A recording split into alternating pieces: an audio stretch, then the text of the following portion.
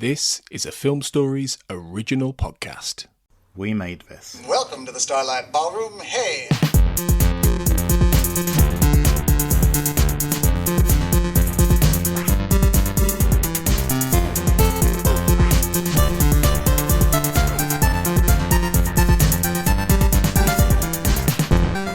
Hello everyone and welcome to Shipwrecked and Comatose, the Red Dwarf podcast here on the We Made This podcast network. And this week we are going to be talking about cesium, francolithic, mixy, alabidium, rixy, dixy, doxy, drexy, droxide. What? You can say that again. Yes! I did it! Sorry, I missed. Sorry, Kurt. I was distracted. What did you say? Sorry. I said cesium, francolithic, mixy, alabidium, rixy, dixy, droxy. Got it wrong that time. Cesium, francolithic, mixy, alabidium, rixy, dixy, doxy, drexy, droxide. Reverse the polarity of the neutron flow. Well, That was all right, wasn't it? There you go. That's it. I can now go home. See you later. Thank you for listening to Shipwrecked and Comatose, and until next time. Cesium, francolithic, mixy, alabidium, rixy, dixy, doxy, drexy, droxide. Woo! We are talking about only the good this week, and joining me for the third week in a row is Mark Adams and Matt Latham. Mark, how are you doing, my good friend? I'm all right. I started drinking because we were talking about Pete, and now I'm 2/3 of the bottle through, so today will be interesting. man, it's taken you 1 week to go through 2/3 of a bottle of wine. Wink. Lol. You know I'm drunk, right? If I'm saying lol rather than actually laughing. 3/4 of the bottle. I've just looked at the bottle and I'm topping up my glass. So yes, we are talking about only the good. Series 8, episode I'm good. 8. I'm good, Kurt. Thanks for asking. I'm not asking you. I've had a few to drink now, mate. Yeah. Matt Latham, how are you doing, sir? I'm all right, thank you very much. Okay, we are going to be talking. Me and Mark are going to be talking about Series 8, Episode 8, directed by Ed By and written by Doug Naylor. It was the original No air shit. date, I mean, it's not like they haven't been doing it for forever. This 5th of April, 1999. Mark, how are you doing? And what do you think of this episode? Yeah, this episode is good, not great. I think Matt's got significantly stronger opinions than me on this. Mm-hmm. And I've got. Does that mean we have to ask him? Well, Does that mean I have to ask him? I forgot he was here. To be honest with you, Matt, come on, give us your overview before we start diving into the episode. Yeah. So, this is. No, I think we're again going to be talking about the end of another era of the show because this is the last ever BBC. Yes. Thing. So there's that kind of weight on its shoulders. Well, retroactively anyway, because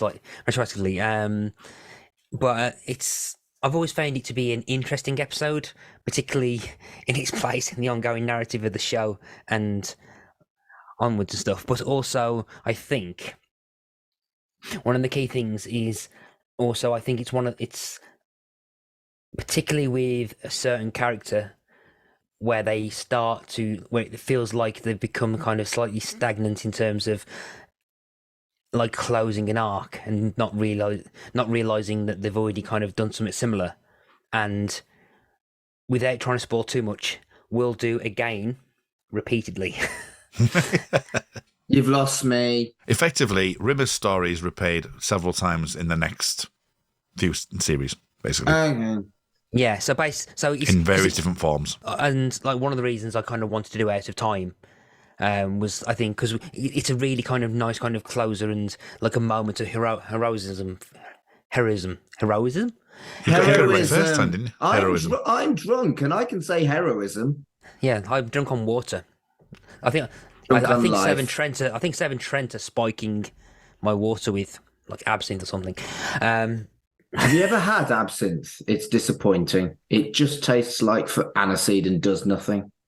Yeah. But yeah, so this is like kind of them starting to kind of repeat certain beats with Rimmer. So like they kind of start to not to the extent of Out of Time where he has that kind of like moment of crap, I've got to do something, Unrimmer like to kind of save us from being killed. And yeah, so they do the kind of same thing with Rimmer's kind of character arc, where he suddenly had this kind of like streak of, well, I'll have to do something to try and save the day, which is like character growth. But they get it kind of gets away with it because it's technically not the Rimmer that we know. It's like a very one kind of the 1,000 Rimmers that we've had before. Yeah. Yeah. We have skipped to the end of the episode immediately, for fuck's sake. But what I was going to say at the end of this episode, rather than now, was that it feels like... Did you watch the new Star Wars, where the first I'm crap with the names. Force Awakens. Yeah, The Force Awakens was a film about how history repeats itself. Yeah. And people hated it because it was similar to previous plots, but that was the fucking point. The whole fucking point of the film was it was about history repeats itself. And I loved that. The second two, not so good. But The Force Awakens was so good. And the parallels between that and the previous film was... it was magnificent. And it's like Star Wars fans are stupid or something. Oh...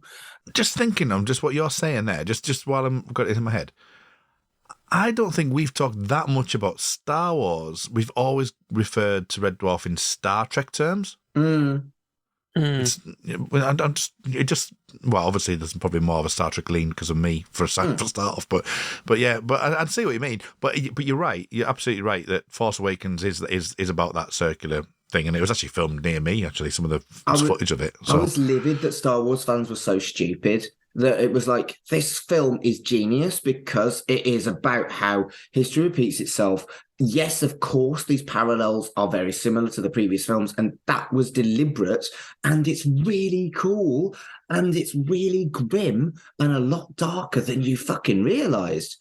And I like how the end of this episode is exactly like the end of Out of Time. It is Rimmer really stepping up to the plate and a coward actually being the guy that tries to save the fucking world and causes a cliffhanger that isn't resolved properly. And I'm led to believe that this cliffhanger isn't resolved properly.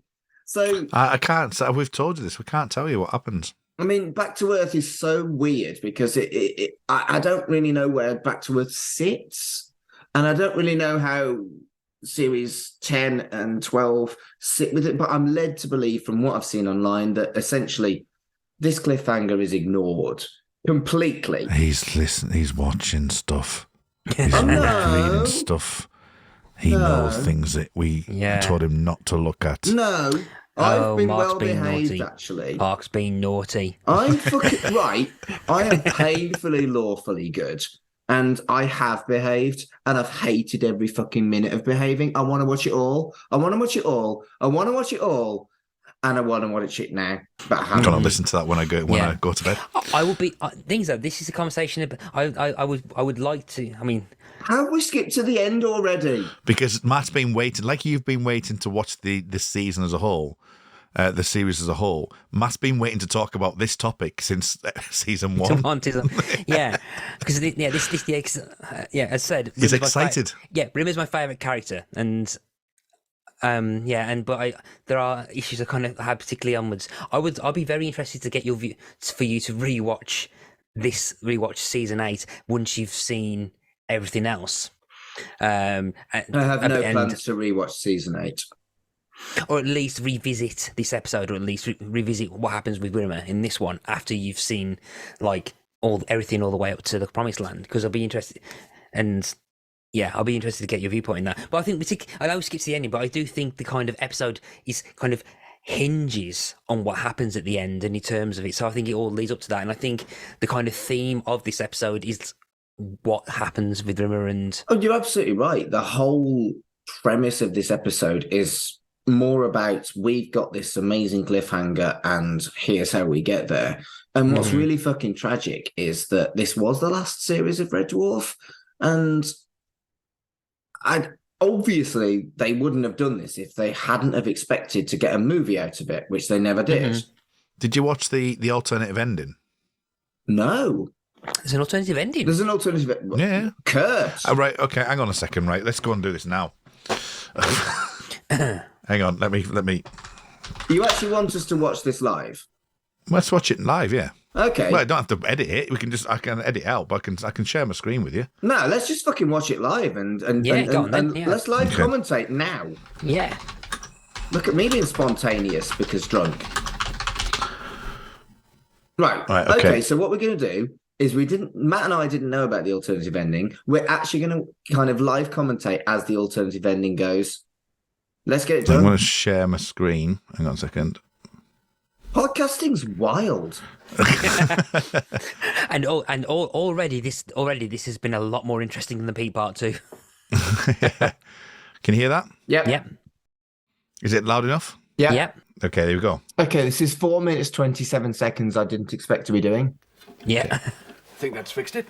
Powering up the machine. Yes. I fucking love Chloe Annette, you know. What? What? There you go. Did it. The antidote. What? You're going to have to return to the mirror universe and memorize the formula. So he's going to have to memorize that formula. He has to go back into the mirror universe.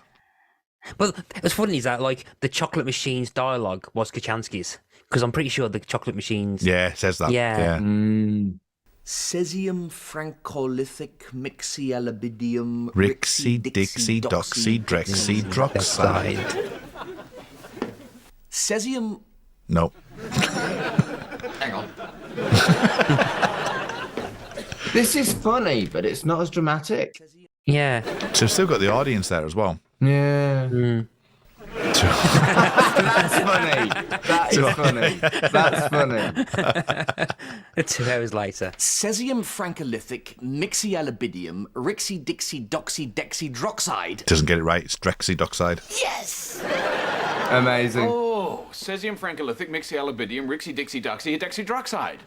Oh, maybe I've got Drexy wrong. I bet that was hard for Yeah. Crichton. Cesium francolific mixialabidium Rixie Dixie Doxy Dexydroxide.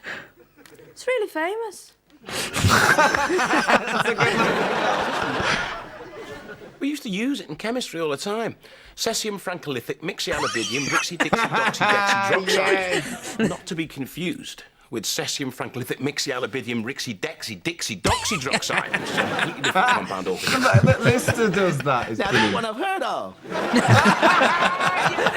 Even better. That face. Oh, you can see the green screen behind him on that scene. So now we've got Crichton pouring the Jizz. substance. That's Jizz. definitely jizz.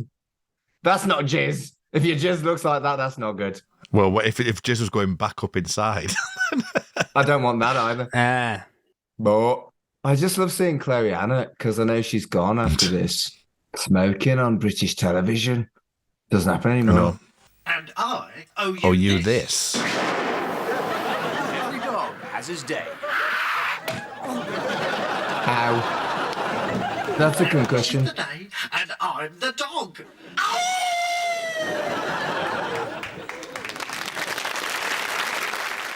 And that was the alternative ending. Yeah, I'm surprised you didn't know that. No. So what do you think? What do you think to that ending then? I mean, we've talked right at the very end of the very first part of this episode, but I had no idea there was an alternative. And whilst it's a lot more low key and a lot less dramatic, it feels a little bit more Red Dwarf. Yeah, but then again, I mean, what it was like 4.5 minutes. yeah, It felt really slow in its pacing, and as much as fun as it was with like repeatedly going in and remember trying to get it off, it was like really kind of slow, and I think the pacing was kind of off. I mean, but you could have edited that quicker. Yeah. Because obviously you got to remember it wasn't a full edit for the episode. So I think maybe this is an issue that Red Dwarf has had across the last 8 series, is that it does tend to rely on dramatic as well as comedic, and that is tough to do. And the alternative ending is funnier and cleverer and much more along Red Dwarf's vibe, whereas the ends that we see to Only the Good, similarly as the end of Series 6 as well, is that it is incredibly dramatic. And like, I remember more with Series 6, but also with this, I remember being like, fuck, a cliffhanger and a fucking sitcom. But that was what was unique about Red Dwarf, is that they fucked with things and they played and they did things that you didn't expect them to do, and they kind of hit you in the feels when you weren't ready for it. And the fact they did it again at the end of Series 8, after they did it in Series 6, it's kind of like almost like flicking the V's. We got you again. Yeah, I think the impact of it is probably better because I think the impact of Out of Time and the ending, I think, is a lot more memorable. And I think again, to kind of, as Tony Black, who my guest on the British Empire and also host of the You've Been Watching sister show. Is this the same Tony Black doesn't realise he's on a Red Dwarf podcast? Yeah, it's the same. Okay. It's the same. Just wanted to check that. Yeah. Just wanted to check that. But I think what I'd say I've known him for. He'll never listen to this anyway. So. Yeah. I say I've known him for years, but one of the things he's always maintained is that when it comes to kind of comedy and the balance of drama, British sitcoms can get that correct. So like. Blackadder Goes Forth, One Foot in the Grave, The Royal Family. That there's always because of like our natural kind of ability to like our viewpoints of like towards comedy and the national kind of like sense of humor, we can somehow drift into the kind of more dramatic stuff. I mean, like one of the several endings of Only Fools and Horses. I think the last one they actually did, the last 10 minutes of that is proper serious. There's not a joke in that at all. Yeah. But the show kind of earns that. It's the same with Blackadder Goes Forth, where it kind of earns that pathos ending. There's nothing quite like the ending of Blackadder Goes Forth. I don't know. I still don't know how they get away with it. It was supposed to be funny, but just like you pick the least funny premise and then you make it funny, and then you go, we need to make this thing serious again. Yeah. Holy fucking fuck.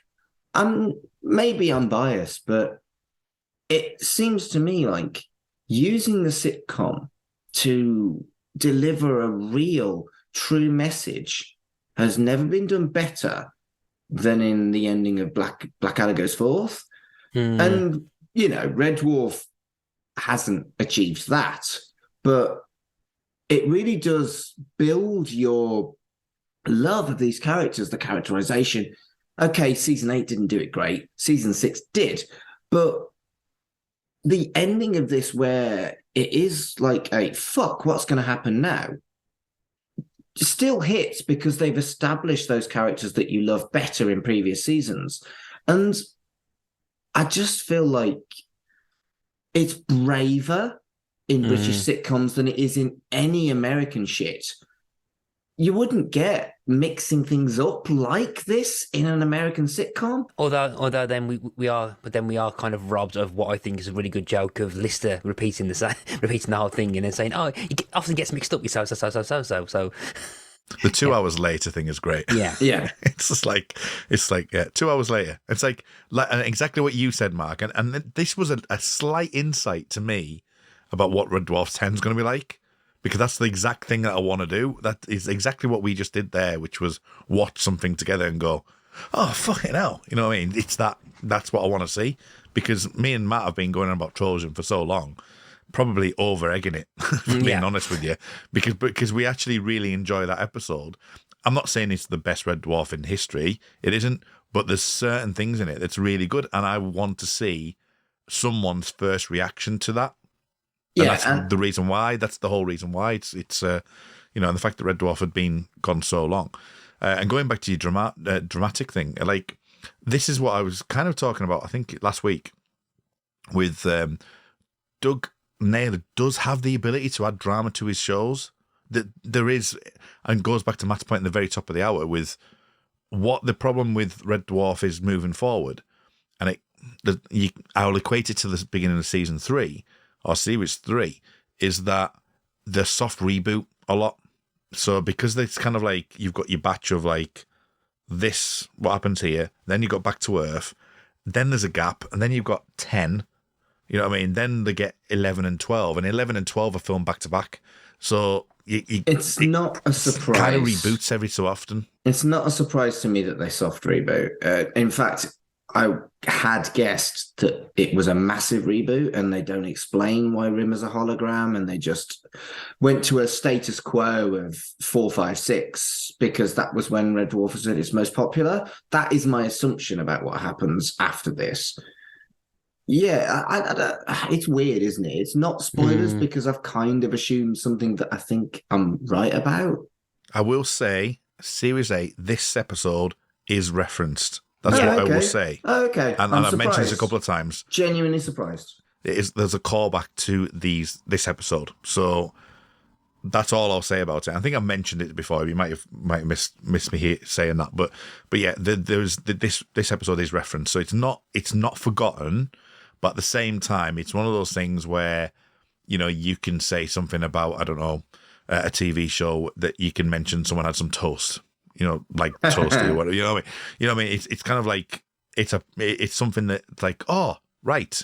You know what I mean? And you go, ooh, right, okay, it's gonna be good. You know what I mean? And that's all I'll say about it. But what Matt's point is that Rimmer's character from here on in has that soft reboot almost every time. Yeah, that's the problem. It doesn't continue. Right. It's kind of like there's a bit of soft. Every time there's a story with Rimmer, it seems like we've had this conversation and you're doing it slightly differently, but it's the same conversation we're having. That's the problem. That's what happens moving forward. Yeah, I'm not going to be, because I know which episodes of Series 10 I've claimed, I'm not going to be on the next major Rimmer episode. But yeah, I'll be interested to see another person's take on the episode I'm thinking of. I just love how this podcast has changed almost as a parallel to the way that it changed as a program with Red Dwarf. I mean, obviously we're truncating the amount of time between things, but we also put a lot of fucking specials in between shit. So it's weird how we've got this strange parallel. And I like that. And it's organic and it's not deliberate. And we're cool. We rock. And I've drunk too much wine. Yeah. It's all right. It's fine. But that's kind of like, but I do think that kind of ending kind of, and as much as we've jumped to that first, I do think that anchors the episode. But yeah, and I think, and going back to your original question, Kurt, I do like this one. So what my point was going to be that it's one of those things, and it's interesting in TV landscape that there's a couple of things I want to mention. So the first one being that the BBC were the ones that decided not to proceed with anything new. It was the BBC who was like, no, we want to go a different direction. So it left Red Dwarf in no man's land, effectively. That's kind of what happened. Let's be blunt. The BBC gave us 8 series of Red Dwarf. And that is probably 5 or 6 series more than the vast majority of British sitcoms. You either get sitcoms that last forever or last for never. And I'm just glad we got what we got from the BBC. Yeah. Well, I was liking that. Well, it's a mute argument now because they're bringing it back. 40 Towers, or The Office, the original Office. You kind of get like a short amount of episodes, which is classed as an absolute genuine classic, and then you've got Red Dwarf, who it can never die. But both have its pros and cons about that. Why did you have to bring up Fawlty Towers? I've now got to say, fuck you, John Cleese, you're a cunt. I've got to do it. Well, I know. I've got to. Anybody who wants to be on, I'm not even going to name that channel because I don't want people to look it up, but anybody who wants to be on the fucking racist British TV channel can get in the sea and stay there. Fuck you, John Cleese. You made a perfect television show in Fawlty Towers. And now your inadverted commas anti-woke thing. Fuck you. Woke means you actually care about what other people feel. Fuck you, John Cleese. You are a genius who has turned into a monster. That wasn't my point. Well, my point being, okay, let's use The Office as an example. Then There we go. I mean, Ricky Gervais isn't the, great either, but I don't hate him like I hate John Cleese. But what I'm saying is that you either have something like The Office, which only lasts for so long and is classed as a classic, or you have Red Dwarf, who just never ends.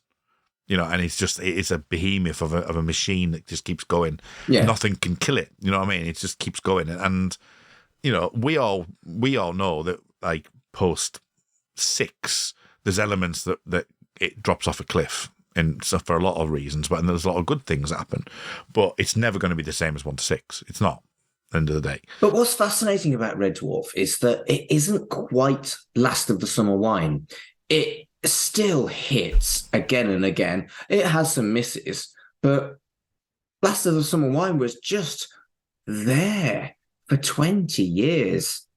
And Red Dwarf is so much better than that. And we are becoming You Have Been Watching. So let's stop. We are. You Have Been Watching is the We Made This Podcast Network's podcast about British sitcoms, hosted by Tony Black. We love Tony Black. He is our leader. We do love him. Hi, Rob. Hi, Rob. We definitely like Rob. I like Rob more. It's just that we have to talk about Tony because he is our leader. Should we talk about this episode rather than the ending and about our boss? Let's go to the beginning of this episode. This is a really, really random episode, and I quite like it. I do, actually. I think this is a fascinating way to end the Beeb run by you and me being drunk, Kurt, and Matt judging us, and starting to talk about the end before we talk about anything else about the episode. Well, that's him. He's the one that wasn't even drinking. He's the one that started it. Is he a bad influence on us? Cesium francolithic, mixy albidium, rixy dixy, doxy, dexydroxide. I've got an extra R in. I shouldn't have done that. Supercalifragilisticexpialidocious. So every time I did it was one letter out, but that'll do me. So cesium francolithic, mixy albidium, rixy dixy, doxy, dexydroxide is what I should have said. I'm glad. There you go.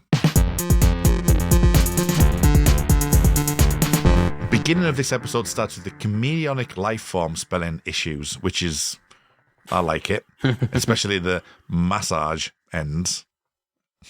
We had a massage with a fucking dinosaur last week. And we did have a massage up there. Yes, we did. I didn't think about that. Yeah. We've then got 6 hours later because we see the life form eating through the actual hull. Hollister is suffering from yellow fever. And he's got some hot lemon coming to it, and Rimmer seems to be apparently on some sort of probation, and he tries to sneak in a pardon for him to get out of what he's been going through. A what? Pardon. Oh, I thought you said hard on. No, oh my God, Matt, help me. This is why I shouldn't drink when we podcast. Because Rimmer wants to be an officer, and he says sir a lot. So, never going to be captain, sir. You know, it's like, just not officer material, sir. You know, so that happens. And then we've got Talia that comes in, that's been resurrected by the nanobots. This is something I mentioned last week. Talia got resurrected by the nanobots. Why did the nanobots do that? I don't know either, because, like, they brought back Red Dwarf based on... Was it the original plans? So how the hell did they get the plans for the SS Hermes? Yeah. Who else and what else have they brought back? We never established whether or not they brought back Frankenstein. Yeah. No kitty. And I like cats. I would like there to have been a cat. Because cat. I know I'm being flippant, but it does feel like it could have just been that smidge tighter when it came to what the nanobots did. Yeah, I mean, I think this episode is one of those ones that bear brunt of, like, the constraints that they were under for the whole series. You know, cost constraints, the fact they're having to extend episodes, that there's, like, a lot of, like, sketchiness in regards to, like, sort of a lot of these episodes. It feels like a sketch show in some ways. You know, it's like moments in time rather than actually a full narrative, isn't it? There's a lot of that going on in this series. I feel like they knew that they had to get, instead of 12 episodes, they needed to get 16 episodes for the syndication thing. And both Series 7 and Series 8 suffer from it not being quite as tight as it could have been. Series 7 could have shared a couple of their weaker episodes, and Series 8 could have just put in a couple of good episodes rather than elongating, well, Pete and Back in the Red. Back in the Red 1 and 2 would have probably been really good. Pete on its own would have probably been really good. But they could have done with 2 more episodes for that. And you understand it because of this fucking syndication thing, which as a British person, I don't really understand. But I also understand that it's necessary for American shit. I should probably get Vink and Devon back on to explain that shit. I've found it fascinating. I know we're going off a tangent here. I always found that fascinating because they're saying that 52 episodes would have got a syndication, but in American TV, it's 100 episodes. I know, right? And that's why I need to talk to American people again. But anyway, let's move on because we do have to, tighten this up a bit ourselves because we're not being exactly tight at the moment, are we? No. Yeah. No. So I think the thing for me, again, going back to what you're saying about the syndication stuff and what would happen nowadays is that you'd have the freedom to like sort of go, is Pete an hour and a half? Is Pete Back in the Red a 3-parter? No, it isn't. Is it about an hour and 10 minutes? Probably. Would they have been able to do that nowadays? Yes. You know what I mean? So it would have been a lot tighter and it would have been almost like The Promised Land will be. It'll be that you get to do that kind of thing. But syndication is exactly what you're talking about. It's that it needs to get to that point. And it gets degraded because of that, because it's got to fit so many things. We talked about Archie last week, meaning to be in Cassandra originally. We had to be shifted around. And that's the thing about saying about the sketchiness, the sketch showness of it, that actually that story element, we could just move that and make a few little adjustments and it can fit in that episode quite easily because it's more of a sketch show. And I think that's what Series 8 suffers with. Anyway, so he wants to be an officer. Okay. And we're talking about that part of it.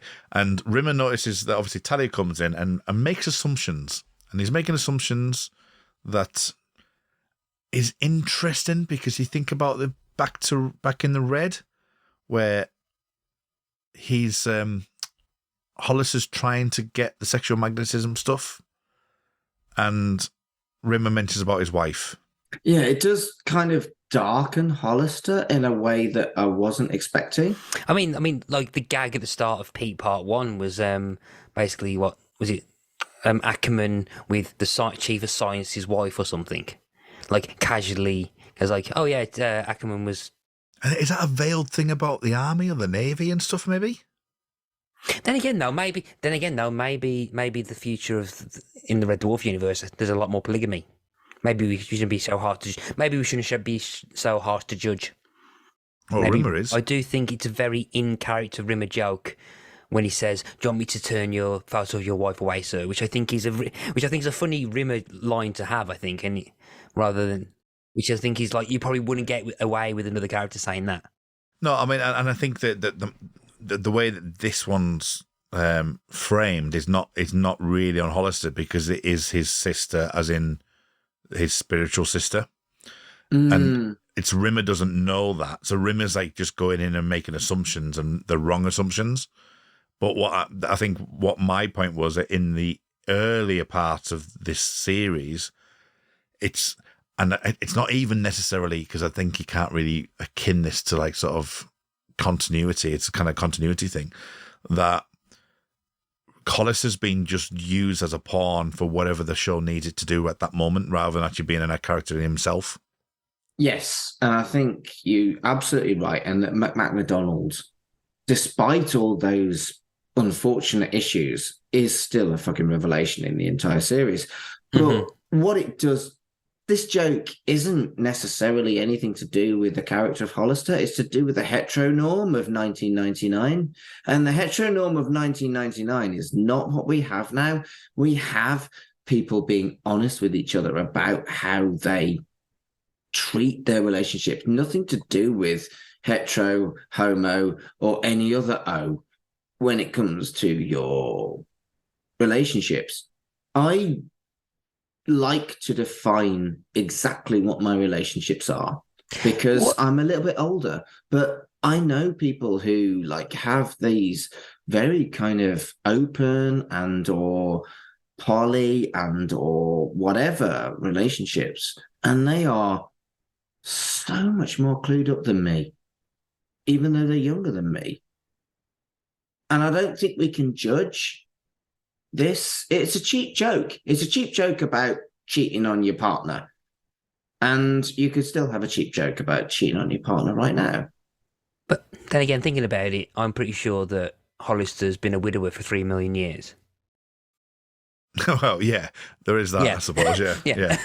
So technically Hollister's wife's been dead for about 3 million years. So That is actually, yeah, that's canon. Yeah, that makes more, yeah, it does make sense. Yeah, you're right. Yeah. Hollister knows his wife is dead, so he's not actually cheating on it. Good point, well made. I hadn't thought about that. Move on. So widower, yeah. Yeah, widower, perfect. Thank you, Matt, for working that out for us. Thank you, Matt, for stopping my earnest bollocks about modern relationships. Cheers. My next point is going to Chocolate Abduction on 341, which is the machine, which we talked about briefly because the machine gets his own way back in the alternative edit. But you know who it is, right? No. You know who Tony plays? Yeah, it's Tony Slattery. Slattery. Is it? Oh, Yeah. I think I knew that from years back. I would have known that years ago. I'd completely forgot about that. It's so nice to see Tony Slattery back one more time. He is like the fifth dwarfer, isn't he? And what I like about the way they do the sound design for it is that they really clip the audio when he goes, "Ah!" and it kind of really kind of rips the thing. Have we had? I'm just trying to think. I might be misremembering something. Have we had other than Talkie Toaster? Have we had any more dispensers like this? We've never had anything that takes cash before. Because the Topic Bar body swap, actually, strangely enough, that didn't have. It just had a self-destruct. It didn't have a personality, did it? No. But the other, there's a weird sentience with machines. Obviously, we've got the Scutters, and I don't feel like Today's Fish's Trout a la Creme had a personality or anything like that. But this really clearly, obviously, does. But I think what I noted the most was, when did it become coin-op? Was that the original design of Red Dwarf, that it was coin-op? Because we've seen that you don't need to ask for. You ask for free and you get what you want. Today's fish is trout a la creme. Today's fish is trout a la creme. Today's fish is trout a la creme. Mm-hmm. Whereas this is coin-op, and the whole premise of the episode is the revenge because he didn't pay. So are we going to go with this was the original design of Red Dwarf is the reason why? Or is it just another laziness? Even though they've not been lazy when it comes to referencing previous episodes. Oh, my head's fucked and I'm drunk. The reason why I say about the dispenser is that becomes a bit of a reoccurring theme in shows moving forward, that we do get dispensers that actually have personality. So like your Talkie Toasters up to the before, and this one here, it's something that will play out, which is interesting that they have that. And it's just and that we mentioned earlier about the Star Wars Star Trek thing, that we don't often talk about Star Wars, but the dispensers are the Star Wars, aren't they? They're the droids. You know what I mean? So I would have preferred the SAS to have been from Talkie Toaster rather than this vending machine, because up to this point in Red Dwarf, vending machines have been completely and utterly emotionless. Like I say, today's fish is trout a la creme, enjoy your meal. Today's fish is trout a la creme, enjoy your meal. Today's fish, etc. I think Talkie Toaster would have been better as an antagonist in this episode. So here's my question to Matt, and obviously we'll be careful about what we say, but the thing is, like, so in a previous episode, I've talked about the argument, like, what they've had is they've had characters available to them and they've used them too much. They've, like the Ackerman thing and all that type of thing, that they've had the toys and ran away with it. I think for me, I don't know what you think, Matt, but for me, having a dispenser has that ability to still have characters play off each other, like a talkie toaster, like this dispenser, but so having your cake and eating it, but it's like still within the realms of like having an extra character around if you needed it, rather than actually having the mass of people that we've got in Series 8. Yeah, because I think with that, I think it's kind of like you've got an ensemble, but it's not ones that can kind of dictate or take over the narrative like we've seen with Series 8. So like you have to kind of serve these different characters and flesh out these. You've got kind of aspects of the ship that have got like artificial intelligence, just to provide some kind of like quirk that you probably won't be able to get in any other kind of sitcom. So I quite like that kind of world building aspect to it. And again, it gives them more chances to interact with other characters that aren't just the four of them. And again, it's like an artificial intelligence they can interact to, which is basically in place of Holly. So if they can't get Holly or a character like that, they can just refer to having the artificial intelligence. Yeah, I suppose the Holly thing's an interesting, dynamic on it, isn't it? Yeah, that's kind of where you're filling that Holly gap, I suppose. Mm. Yeah, no, you're right there. I think, and it has mixed results, and I'm sure that we'll get to them eventually when we do have other dispensers that do that. But he has got a vendetta, and we've seen the alternative ending. And in the next, obviously in this version, the vendetta is the fact that he hasn't been paid. So at least that they kind of match those two up together, and it has an emotional payoff at the end. If you move into the Cat situation, the Cat's like putting all the rock albums. It's a weak joke. I don't know what you think, but it's a weak joke. Yeah, I'd agree. I don't have anything to add, but I'd agree. And then that leads us to the wrong time of the month. Oh, don't. Fucking men writing jokes about periods. Just don't do it. Just stop it. I loved it. You can't. Really? Yes. Yeah, I the joke is on kind of like Crichton rather than the jokes and periods. So it's basically it's the prank that Lister plays on Crichton, which feels like a more Lister thing to do rather than trying to go against authority from the start of Pete. This is like kind of like Lister having a bit of fun. Maybe I'm being expense. Oversensitive, but I don't particularly want straight people to write gags about gay people. And therefore, in an empathic kind of way, I kind of don't want men to write jokes about periods. But my other half loves this joke. That's good. She really does love it. It's brilliant. And like I say, maybe I'm being a bit oversensitive. I don't want straight people to write gay jokes, but I'm glad that your partner's okay with men writing stuff. But I also think it's the humility of Crichton's situation. It's not about it's about him not understanding it. I'm not saying it's not funny, because it is. Yeah. But I just had a bit of an alarm bell, in as much as maybe it should be women writing these jokes rather than men.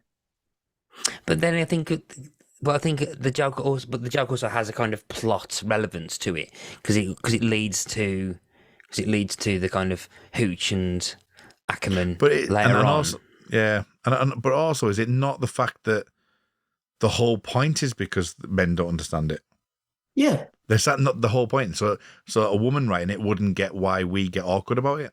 Oh, yeah, I'm not doing a massive Mark rant on it. I'm just, yeah.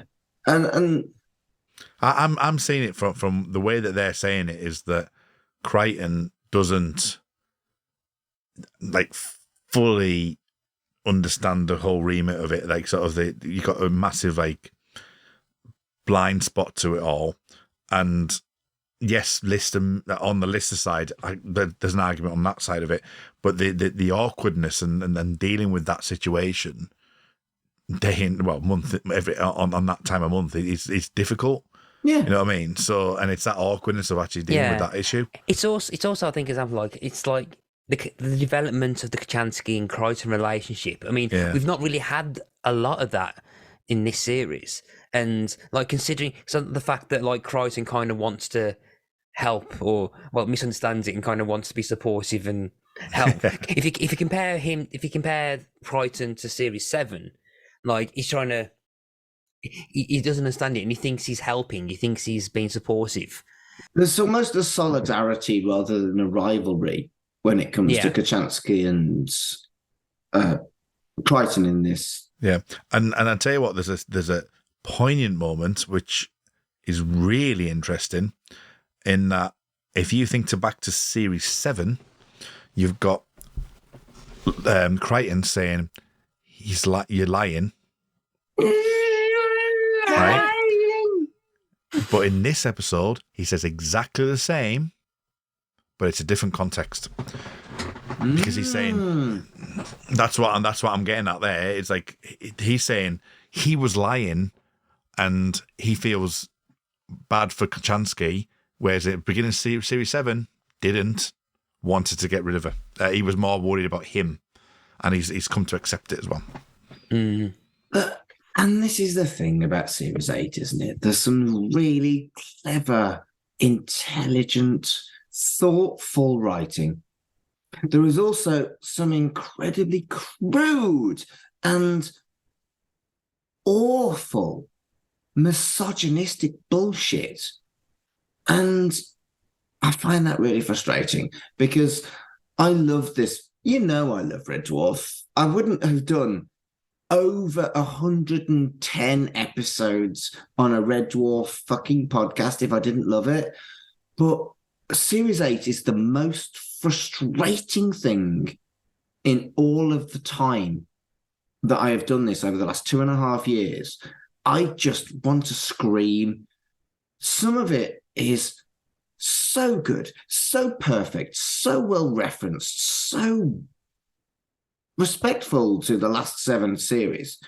And some of it is the worst dog shit I've had to fucking endure in my lifetime. And Series 8 is a phenomenon. It shouldn't make me feel like this. It's incredible that it does. What I will say, though, and it gets me every time with it, is his realization.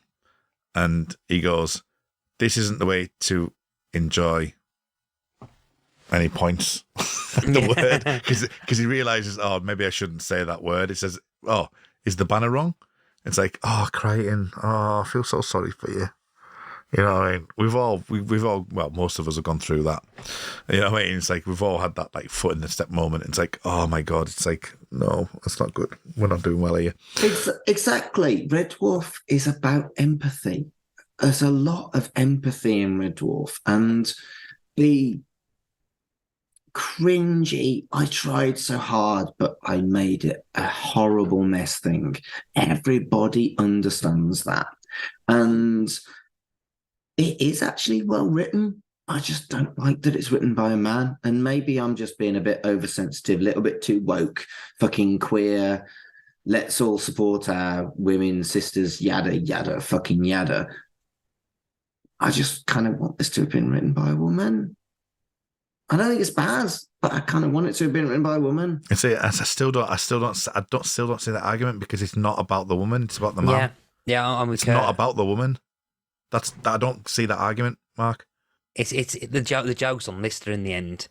I get it, mate, and I think I'm probably being oversensitive, and I have been, and we've talked about this before, that there is so much nasty, unforgivable shit in Series 8, way more than the rest of Red Dwarf, that I am oversensitive about this, and I don't mind admitting that, and maybe you're right. I'd say, I think it's just, for me, it's a balance. It's more on Crichton being led down the path, and not, and trying to understand it. I mean, if we move on to more of the one, like, which is kind of like an interesting joke in itself, with pouring that blue stuff over, which is just a joke against the that adverts, was good. Which I went to like pour blue stuff over stuff. It's like, oh my God, no. I've got only one response to that gag, and it may overload my microphone, but what I'm going to say is, what? It has. For you. It did. Do you remember that? I heard none of that. We heard none of that. It completely blew the microphone. I think your microphone's broken, but right, I'm going to move backwards.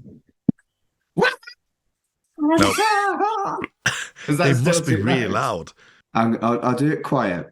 Body farm for you. That is really sinister. Yeah. But it leads. Body farm for you. But everybody knows about the fucking blue shit because of that advert, and it's the BBC. They couldn't say body farm because it's the BBC. But then, Body farm for you. But I do think one of the good things I think with this as well is that it does lead to like the next scene, which is one of my favourite scenes of the episode. Yeah, the cell inspection. Yes. Okay, so the fact that Holly, it's just brilliant. Keep it under your hat, guys. Cell inspection in 10 minutes. And then 20 seconds later, cell inspection in 10 minutes. It's like, oh my God, that is so funny. That is so funny. This is a consistent about Series 8 of Red Dwarf, is that all the Holly gags, without exception, are fucking brilliant. Mm-hmm. Yeah. Norman Lover is a fucking whiny piece of shit. He had the best when it came to Series 8 of Red Dwarf. No dodgy shit and lots of very, very funny. And he consistently, up to this day, fucking whines. And it's like, chill. You were cool. You were funny. And it doesn't matter that you didn't have very much screen time. So he does have, he has found in the prison logs as well something that'll make your hair stand on end. Well, maybe not mine and yours, Mark, but it's brew cream, it's called. It's just brilliant. That's a good gag. Yeah. Yeah, and then this one, which keeps going around in my mind, and we've mentioned him a couple of times. Tony, we just need to mention that Joel's mentioned in this, and Tony will be watching it. He'll probably watch this episode just for that alone, because it's a Joel fight, which I don't think lands that well. You know, that joke with it's like, oh, it's the video case hit me. I'm not sure that works really that well. Mm. It's a bit obscure, isn't it? It is a bit obscure. Yeah. It's the first time really that I think this season where we've had like a reference like that. I mean, and yes, we have a QPR, but we haven't really had like a Beardsley or I want to say Glenn Miller, but I don't think Glenn Miller was mentioned. But someone like that, you know, someone like an old school musician or something like that that's been mentioned. But like the film Jewel, which I know is a Spielberg film, so you know a lot of people will know it, but it's an obscure one really for anyone. It's not E.T., is it? E.T. is timeless, whereas Jewel is not. Are we saying rumours like Tony? Yeah. Yes. Okay, moving on. But yeah, we get to Baxter's Hooch. So, Matt, I'm assuming you want to talk about Baxter's Hooch, do you? Yeah, I just on the fact, like, but I think it's, so the letter from Crichton saying, oh yeah, we've hidden Baxter's Hooch in your thing, and like the cell inspection, so they end up having to drink the damn thing, and the resultant kind of drunken acting from Chris Barry and Craig Charles, I think, is hilarious. I've put in my notes, Craig Charles Cell from Hooch, and then I drew a love heart. And then my next note was Chris Barry's Cell from Hooch, and then I drew a love heart. I'm not got anything to add for that. Yeah. But it's the reaction of when Ackerman comes in, and then he's just like, "You're drunk." He goes, "No." Me sir? No. We've all tried to pretend to not be drunk to someone in authority, and it never fucking works. And this scene does it perfectly. It's quite rare that I'm able to drop Quasbud Dwarf. My Quasbud Dwarf's usually from different shows, but the sorry, we just got Mark just finishing off his wine on the camera. Wine. But like it's the few times where like when I've been in conversations with like kind of like drunk people over drunk people, and like the amount of times I've tried to say, "Who fancies a kebab?" and no one's understood the fucking reference. You didn't do that with me back when we were in Birmingham or Wolseley or whatever it's called. I was I think it's too busy distracted by drum and bass. So, but too fair, I was drinking that night as well. So I need to be drunk to enjoy drum and bass. Oh, I don't enjoy drum and bass. It was the only thing available, Mark. That's the reason I do enjoy drum and bass, but I'd rather be listening to like not drum and bass. I mean, what I particularly like, Matt, is the physical comedy in this, because it's like you say with the drunk scene, it's like there's a moment where like Lister falls off his chair. There's like Rimmer kind of jumps up and gets back down again. And then there's the fall on the bunk, and Rimmer falls over, and as you say, it goes back to that point with Lister and drunk, sir. No, sir, no. And he just starts shaking his head and stuff, and just like kind of collapses on Ackerman.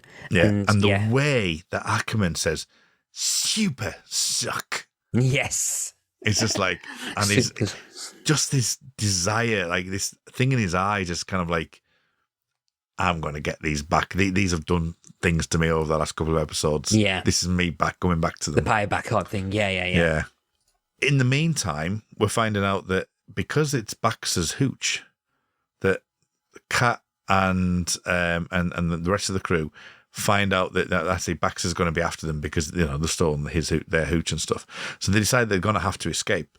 So what, in a random state of affairs, for some reason, Kachansky wears a pan on her head and Crichton has blue tack all over him. like measles or something. Yeah. I mean, it's not like blue tack. It doesn't look like, it's obviously just stuff that you stick on. But the fact that it's like, how does that even work for a start off? The fact that she's got a pan on her head. Why would people not wonder about that? And it goes back to that slapstick comedy again that we were talking about before. Yeah, I don't get. I think it's supposed to be like that. It's got a pan stuck in her head and she has to get it removed or something. But it doesn't look like it's stuck. No. But surely the whole point is that Crichton can't get ill because he's a mechanoid, and it's supposed to be a lull. Well, that's what I assumed. Yeah. I liked it because of that. But you're saying you don't like it because it didn't feel real. The whole point is it wasn't supposed to feel real. Oh no! I'm fine. I'm just being like a little bit like devil's advocate with it, because it's kind of like it looks like blue tack for a start off. I think it's supposed to look like blue tack. Oh yeah, it's funny. That's the whole point why it's funny. I'm not having a go at it. You know what I mean? It's actually quite funny. But what I particularly like, and this is the best thing, right? Could Danny John Jules look any more beautiful than he does? No. No, he can't. Oh, it's just, he tries to get himself, like, and he does his whole Popeye kind of like reaction where he's kind of like doing this with his chin, going, total like Robin Williams in Popeye, and trying to get himself hospitalized. But the fact that doesn't work, and he's like, I want to be a bitch, B-I-H, which is great. And then that nurse's outfit, it does something like it. So my one line of notes that I've made on this is, I don't know if you can see that from there. No. Basically, my only is from the casting of the prisoner that Kat is trying to get punched. All I've got is, oh my god, it's Serge from Family Affairs. Is that a thing I should recognise? Yeah, same here. It's the soap from Channel 5. So when Channel 5 first started, it had a long-going soap which featured a family, and it was called Family Affairs. One of the characters was... Meanwhile, me and Mark are just looking going, are we meant to be laughing here? The biggest... Because we have no idea what he's talking about. I think the biggest kind of thing, in its first few months, one of the characters was a character called Tim. He was played by an actor called, what's his name? I don't know. Idris Elba. I don't know if he ever did anything.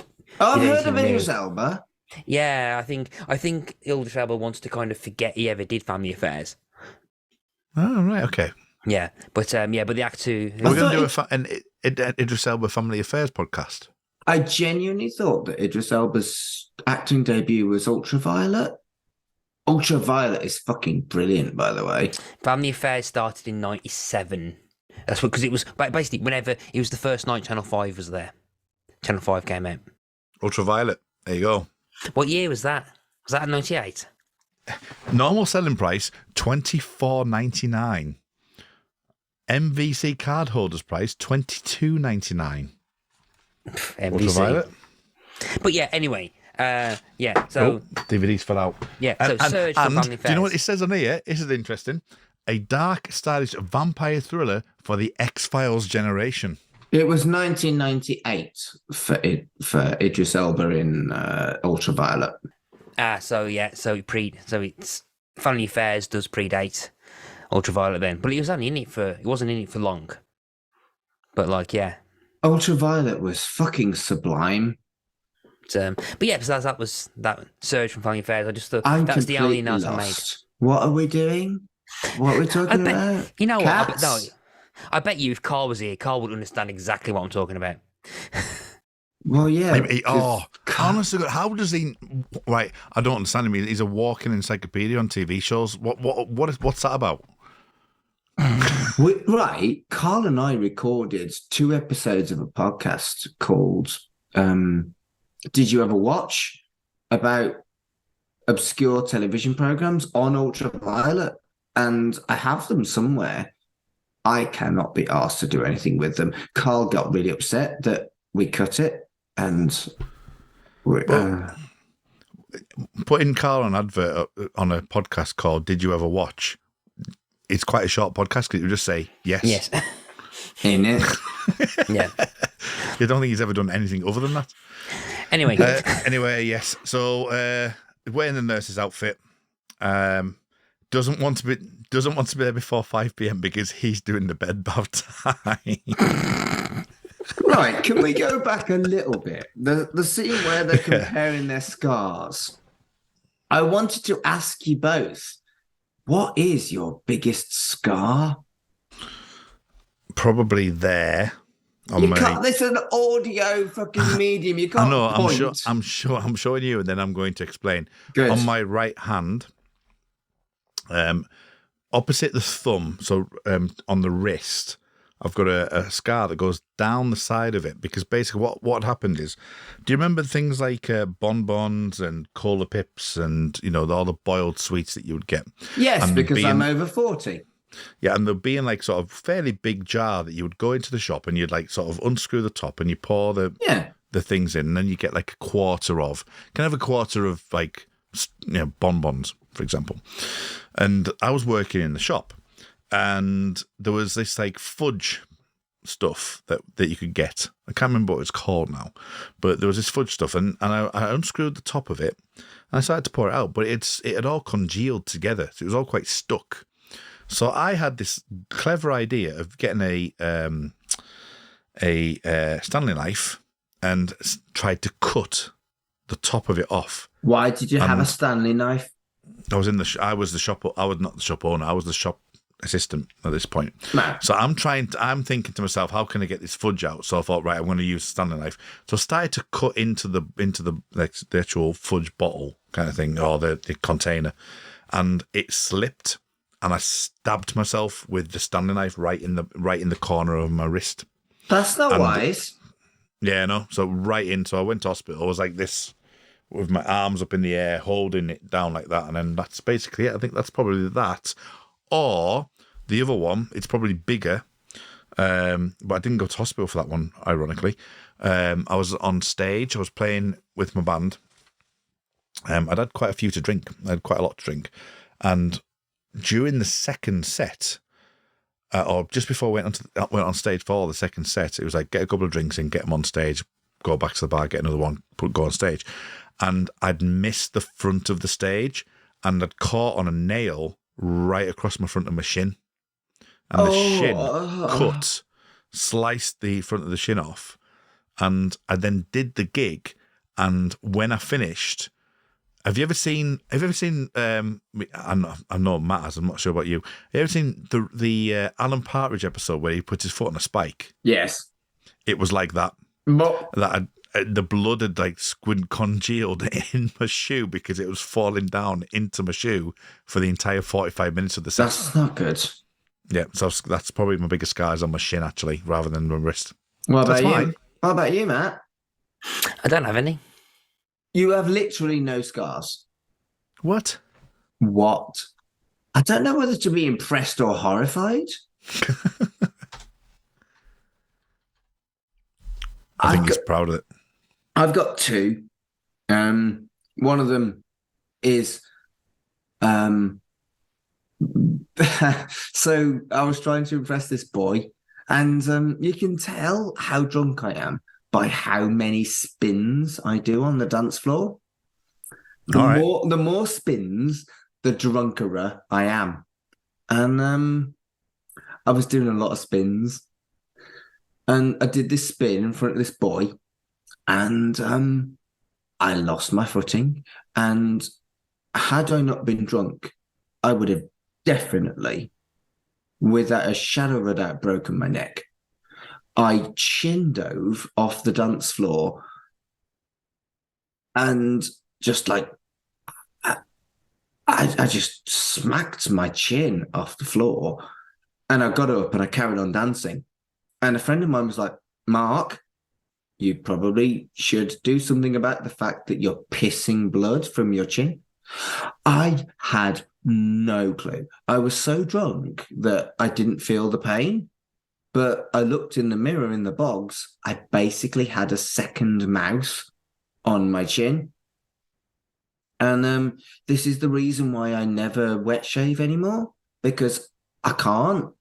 If I wet shave, I reopen the gigantic scar that's kind of across the bottom of my chin from like, it's kind of like the top of my mouth down to the center of my, what's that bit that bird from EastEnders doesn't have?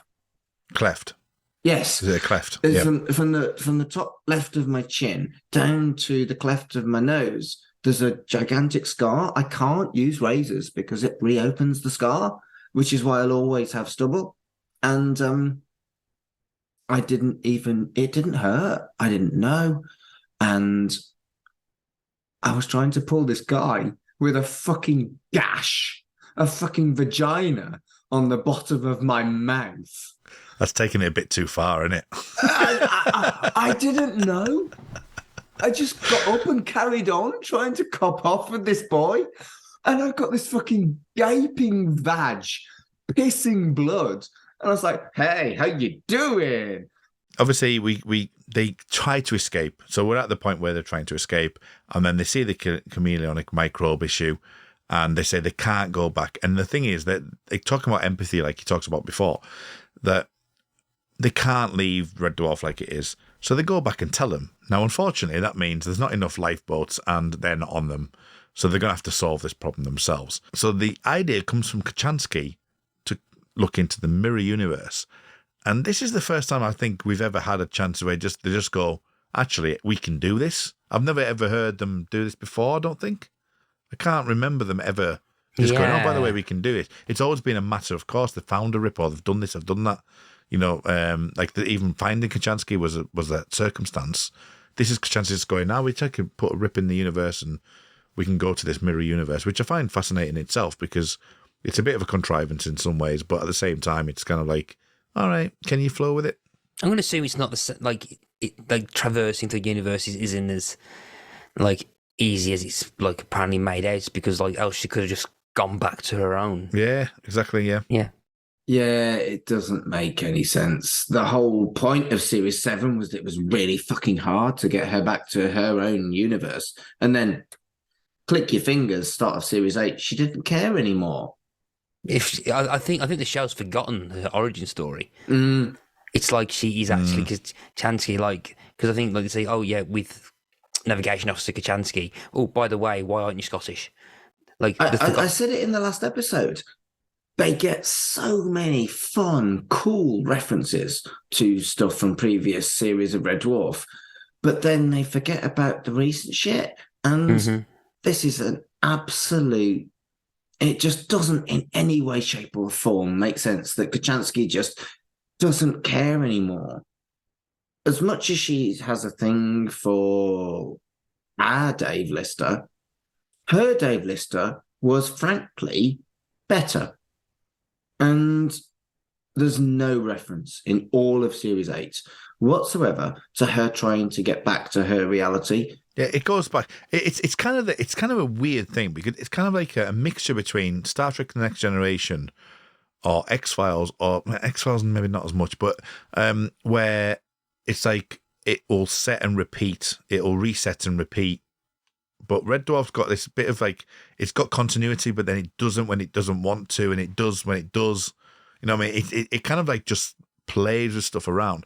And it's the nature of its time that you do have Star Trek Next Generation where it'll have one episode who someone goes through massive trauma, and the next episode they're having some sort of fun comedy kind of aspect to it. You know what I mean? It has that thing. But with Red Dwarf, it's really bizarre because it's a mixture of two.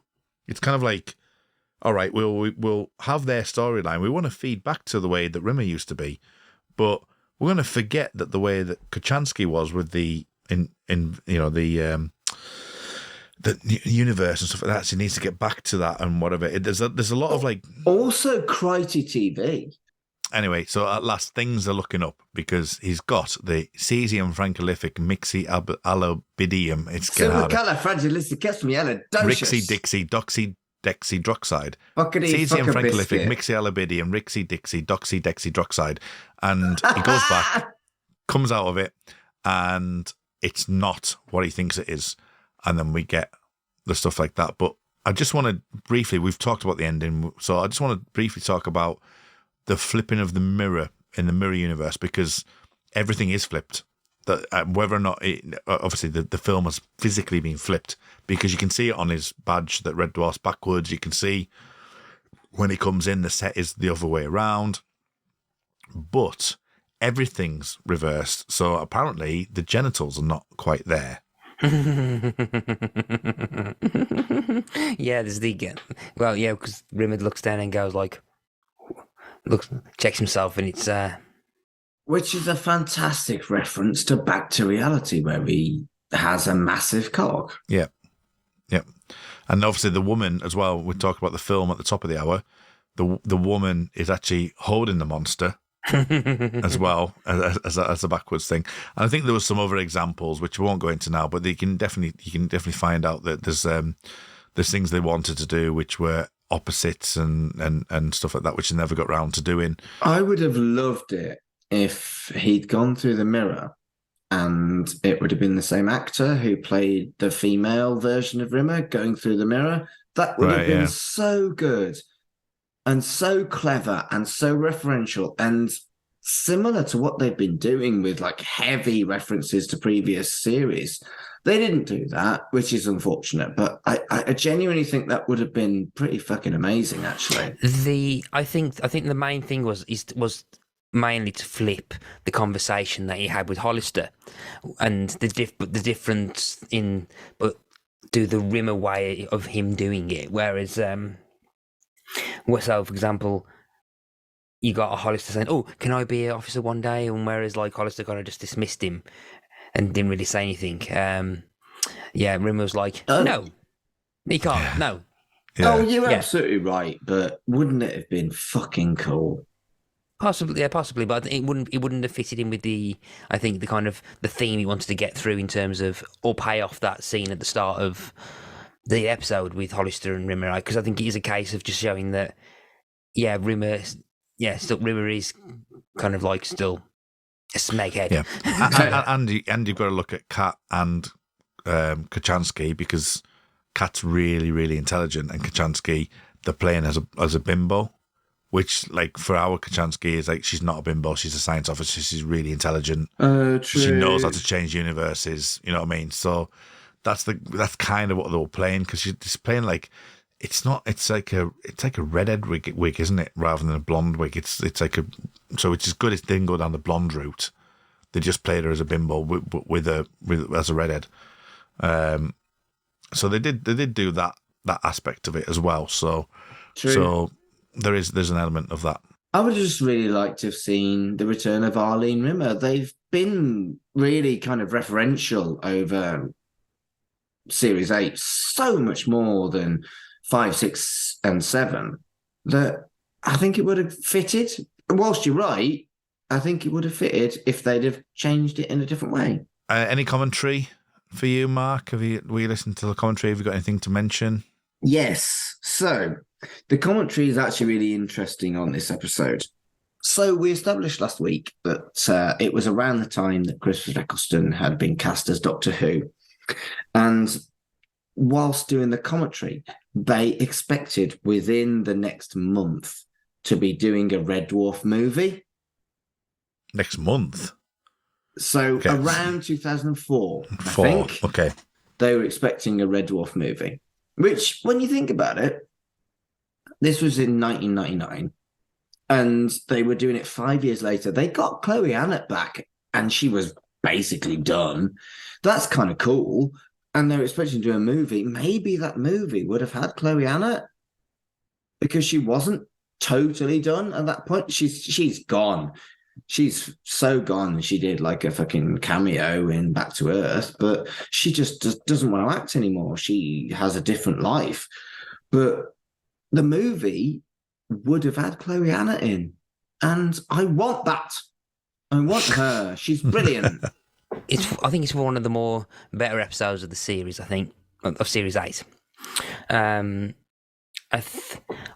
again a lot of the I think the story's slightly more cohesive than perhaps previous episodes have been. Yeah, I'm not gonna repeat the whole thing about the character art, but yeah, I think it's an episode that's kind of full of nice, kind of like fun bits and pieces, some good moments. I still find the Who Fancies a Kebab bit hilarious. And I think, as we said at the top of this episode, I think, as Mark said, that I think the kind of dramatic ending, I think, kind of makes it more memorable. Adagio for strings, by the way, which I should have mentioned. Adagio for strings, for me, I remember listening to this and I became absolutely obsessed with that tune. That I had to seek it out, and whenever I heard it in like a hotel bar or whatever it was, I'd be like, no, I'm staying, I'm listening to this. And it was because of this episode. Oh, it's a great track. It's beautiful. I think this is one of the better episodes of the series, of Series 8. In terms of like the whole kind of narrative of the show, in terms of not in universe, but around the production and the writing of it, I still think it's quite an important kind of linchpin in perhaps in this, like the overall discussion of the quality of the show as well, and the direction it starts to take. So I think it's an important episode to kind of take note of, because I've got a feeling, because I'm going to be referring back to this episode a few times as we go on through the series. So I think it's quite an important episode in that regard as well, and as well as it being the last ever BBC episode. So, yeah. Oh, it's massively significant in that respect. Yeah, it absolutely is. And so, okay, then I think, Mark, the only thing that need to ask in that regard, because I did have the fact it is the final BBC episode, we're moving into the Dave era. It's a monumental moment. You mentioned you have seen Back to Earth originally, but I think you maybe said you've seen it once. I watched it once at the time, and I haven't watched it since. As a final thing for us moving out of this era and going into the Dave era, what are you looking forward to?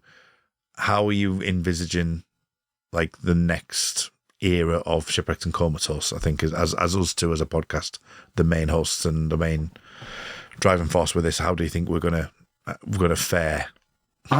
I think it's fascinating. We've done this for 3 years now, and it's been great, kind of sharing the lead with you. But that's not what it's going to be going forward, because I can't share the lead because I don't know any of the episodes anymore. I've watched Back to Earth once and didn't like it at the time.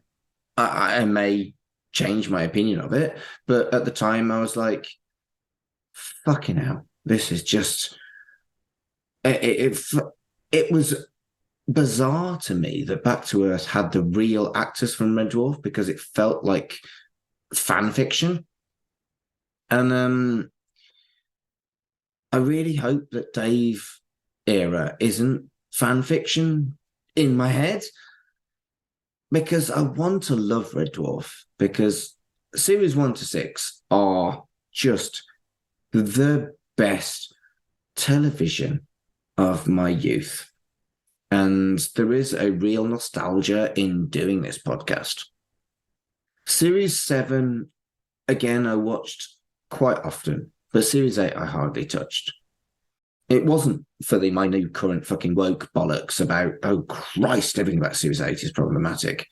It was just because I was older and I was at uni and I was drinking, and I was going to say I was drinking and studying, but I was drinking. And everything post that is almost new to me.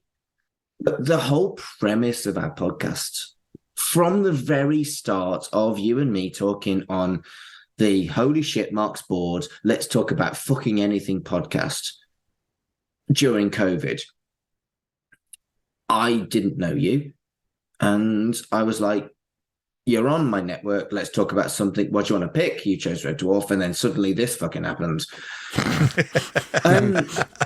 Neither of us could have predicted that. We were both fucking bored during COVID. I worked in the wedding industry and you worked at a cinema. We were both bored as fuck. And you were there, who happened to be on the same podcast network as me. And I was like, let's talk about something. What do you want to talk about? Red Dwarf. And we chatted for 20 minutes. And then you and I stopped recording, and I was like, yada, yada, yada, chat, chat, chat. An hour, 2 hours later, we'd just been chatting. And I was like, do you want to do a podcast about Red Dwarf? And you said yes. And you shouldn't have done, because it gave us a hell of a lot of workload for both of us. And I'm glad you did. But you're right. This whole journey is a completely and utterly different fucking tack as of, well, this episode. Yeah. now. Basically, that's it now. Right now. Yeah. And that's fucking interesting, and that's fucking cool. We have done this for 2.5 years, almost accidentally. I look at the viewing figures of Shipwrecked and Comatose, and it blows my mind. I have Z-list fame as a wrestling ring announcer, but this feels so much more real and so much more interesting and so much more like I've earned it, because you and I made this a thing. Whereas as a wrestling ring announcer, I just turn up and tell people what the name of that wrestling guy is. Whereas you and I made this accidentally during a fucking international pandemic. I'll always be blown away by how many people listen to this. So does this mean that we're leaving We Made This and going to get picked up by Dave? Maybe. I think for me that I think it's right that we have all 5 of us on the next one. I agree, because it's like it is a brand new era. There's out of 5 of us, 3 of us have seen all the Dave stuff. I think is that right? Yeah, I think Carl's seen it. So the dynamic would change that way. It's Kurt, Matt, and Carl that have seen the Dave era. Only me and Colin haven't seen any Dave stuff. I think Colin said has Colin seen Back to Earth? I can't remember if he has or not. I've seen Back to Earth. I don't know if Colin has. We're talking from 10 onwards, aren't we? But from, I think it's right that we do Back to Earth together, because at the time, even me, I mean, as someone who watches Red Dwarf on a regular, you know, it's my bedtime TV. You know, I flick it on. What do I watch? Episode 4 from season 4, or whatever it may well be. Back to Earth 1 isn't available anywhere for a start off, so you've got to physically get the DVD copy of it to actually watch it. Now, obviously, there's other ways of doing this, which I have done, and now I've got it available digitally for me if I wanted to watch it.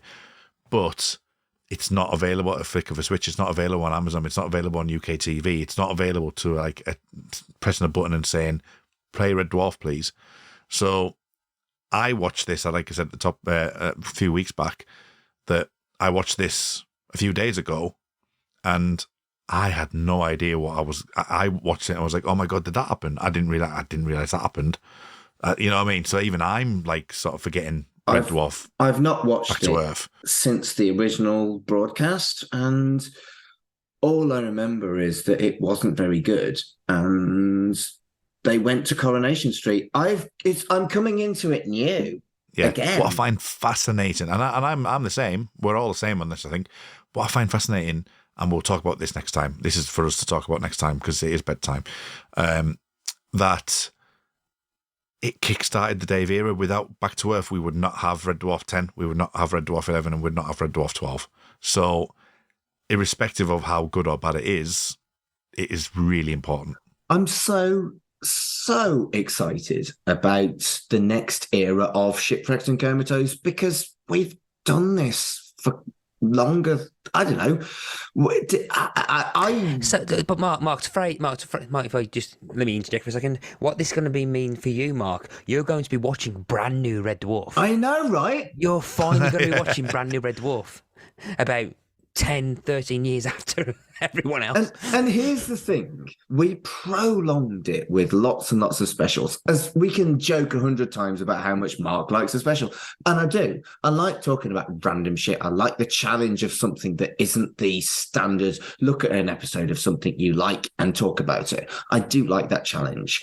And I don't know how many specials we're going to do now because I just want to see all the new Red Dwarf.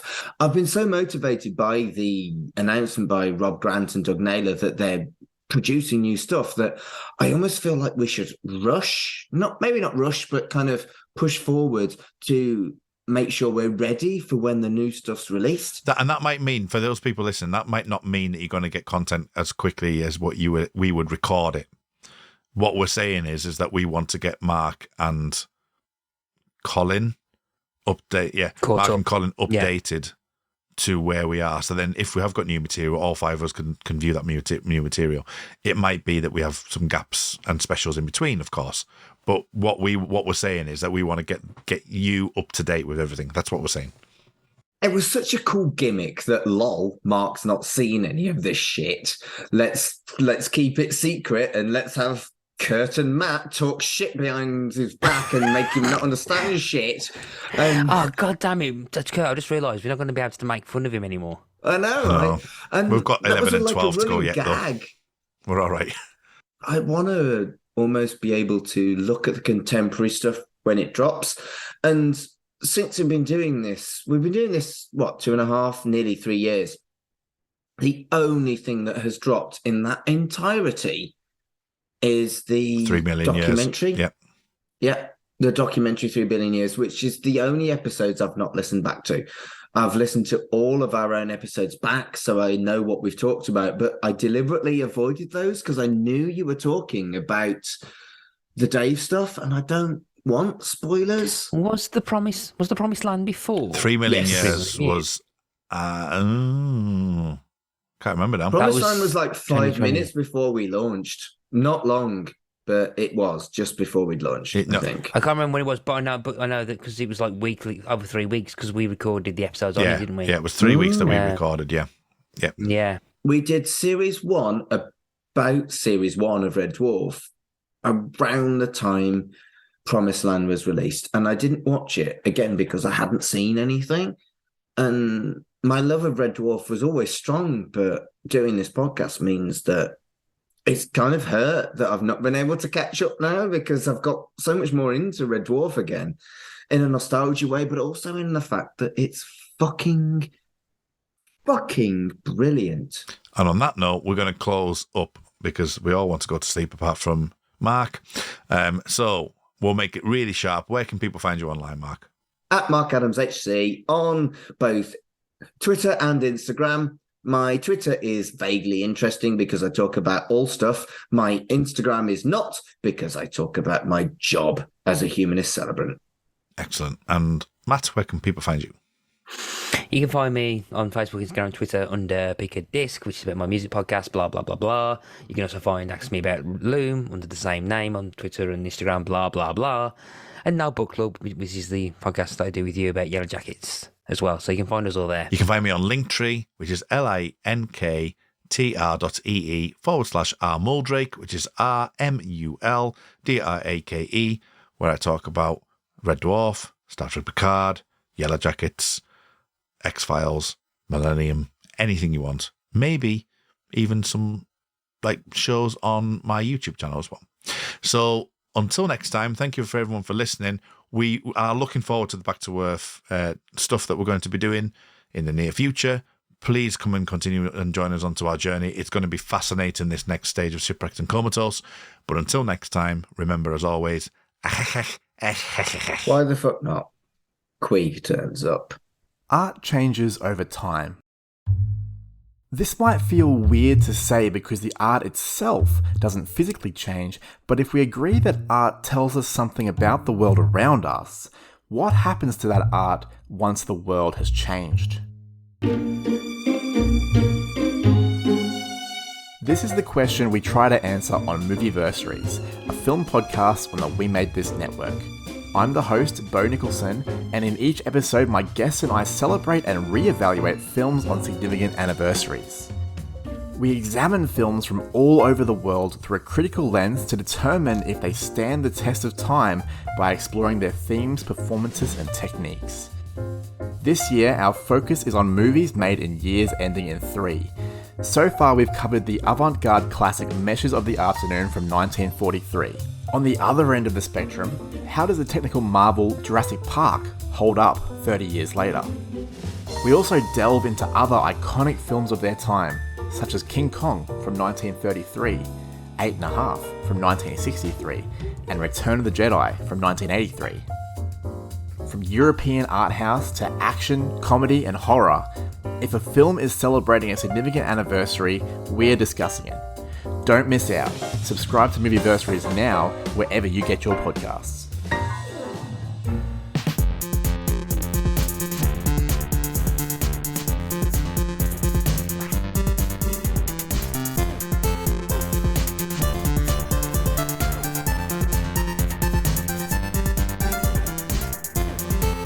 Shipwrecked and Comatose, a Red Dwarf podcast, was created and produced by Mark Adams and Kurt North. You can find us on Twitter at Red Dwarf Pod, and we are part of the We Made This podcast network.